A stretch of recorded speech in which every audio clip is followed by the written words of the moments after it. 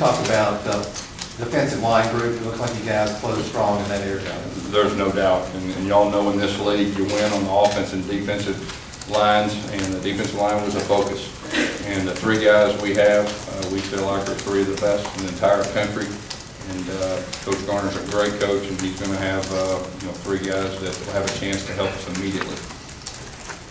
Coach, what's it feeling like when a guy like Montravius that you've spent weeks, months recruiting against SEC rivals, what's it feeling like when you see him, or any kid, put on that Auburn hat? Tell you what, it was a great feeling when he put on that Auburn hat. That was a special feeling.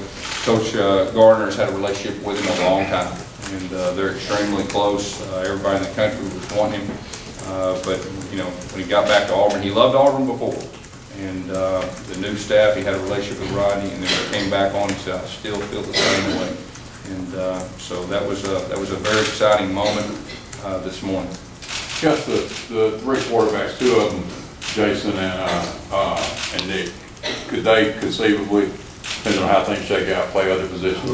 That is a possibility, but we're going to give all three of those guys a shot at quarterback. And they're all very talented at that position. And as y'all seen in the past, the dual threat type guys that can do a lot of different things, keep plays alive, can be very successful with what we do.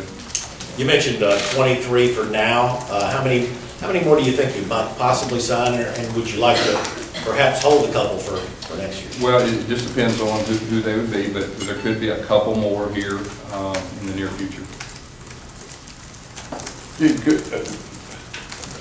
Gus, when coming into the day, almost everything went like you would have wanted it to go. Going back to this morning and you look at it, was it about as good as you could have hoped? Yeah, when we went to bed last night, I would say there's very little change.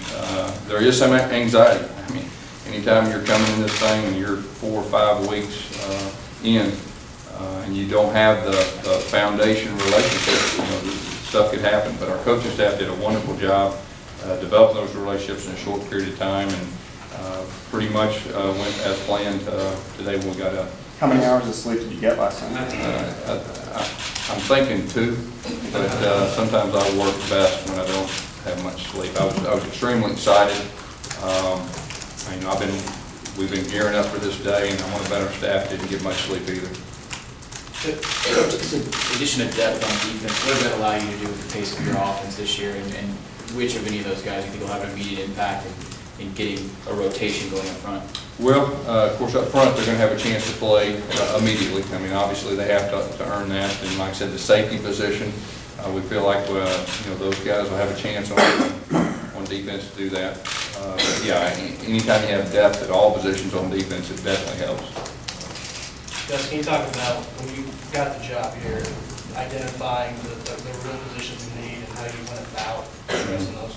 Sure. Of course, we hired our defensive staff first, and we went to evaluating exactly Coach Johnson's defense, and we tried to evaluate our own players first, and then evaluate the commitments, and then open the door for our needs. And so we did that on a very fast turnaround. Offensively, the unique thing is that I was here for 3 years previously, and we recruited specific for positions, so we kind of knew what we were looking for, and a lot of the guys that were committed, we actually recruited before. But the main thing was probably defensively.